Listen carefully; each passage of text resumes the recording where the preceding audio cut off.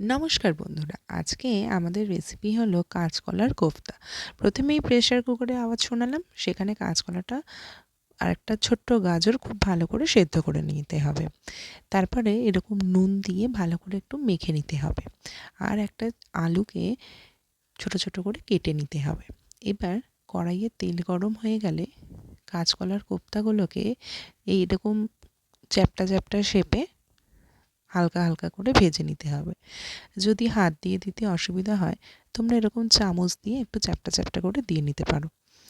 এবার যখনই দেখবে এক পিঠ পুরো লাল হয়ে গেছে, আর এক পিঠ ভেজে নিয়ে একটা পাত্রে তুলে রেখে দেবে।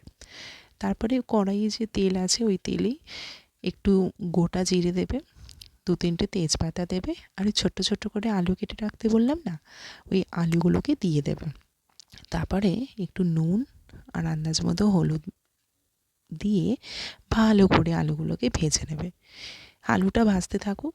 এই সময় তোমরা একটা বাটিতে একটু ঠান্ডা জল নিয়ে একটু হলুদ নাও, একটু লঙ্কার গুঁড়ো নাও, আর একটু জিরে নাও, ভালো করে মেখে নাও। ব্যাস, মশলা রেডি হয়ে গেল।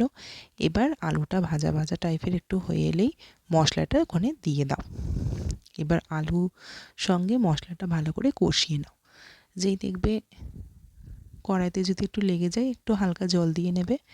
যেই দেখবে কষে কষে আসছে, তখন তোমরা একটু বেশি করে জল দেবে এবং ফোটাতে থাকবে। এবার আন্দাজ মতো একটু নুন দিয়ে নেবে। যেই দেখবে ফুটতে আরম্ভ করছে, কাঁচকলার কোফতাগুলোকে একে একে আস্তে আস্তে দিয়ে দেবে এবং 1 মিনিটের মতো রেখেই তোমরা নামিয়ে দেবে। কাঁচকলার কোফতা খেতে কিন্তু অপূর্ব টেস্টি হয়েছিল। তোমরা বাড়িতে রেসিপিটা ট্রাই করো। এটা তোমরা গরম ভাতের সঙ্গে, রুটি বা লুচির সঙ্গে খেতে পারো। আর আমাদের চ্যানেলটিকে সাবস্ক্রাইব করে আমাদের পাশে থেকো। লাইক, কমেন্ট, শেয়ার করতে ভুলো না কিন্তু। আর রেসিপিটা বাড়িতে বানিয়ে আমাকে অবশ্যই জানিও কেমন লাগলো তোমাদের খেতে। Thank you.